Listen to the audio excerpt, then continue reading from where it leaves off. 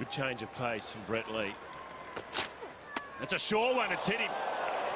Sconed him right in the grill. And there might even be a bit of blood, and there is.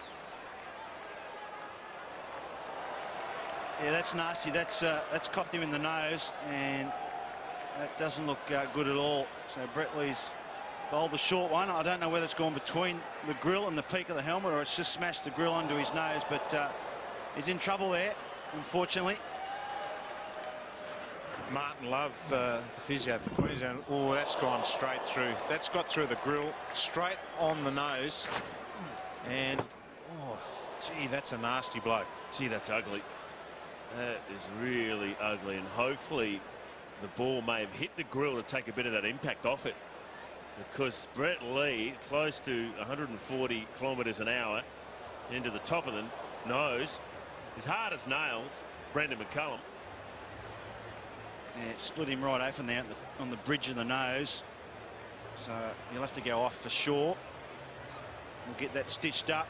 Don't know whether he'll come back, but it's a nasty blow for both Brendon McCullum and the Brisbane Heat, because he's a key player, Brendon McCullum. And the next batsman coming in, you walk out there and there's blood on the side of the wicket. It's not a pleasant thing when you're taking centre. Well, I did that in the West Indies a few times. It's very, very scary, especially in Test cricket. And you've got 4 big boppers bowling about 6 bounces and over at you. Let's have another look at it here. Right on track, it's seen back. I just don't think he got anything on it.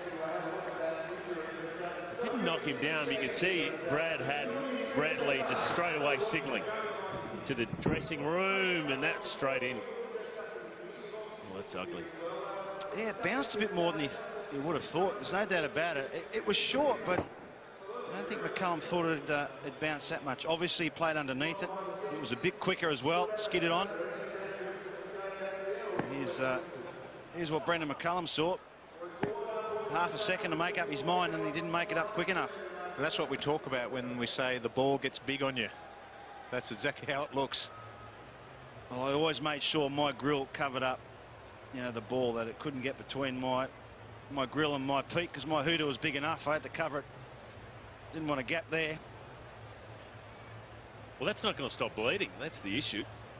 James Hope's the skipper coming in at number 3. He's ready to go. He's just waiting for the all clear.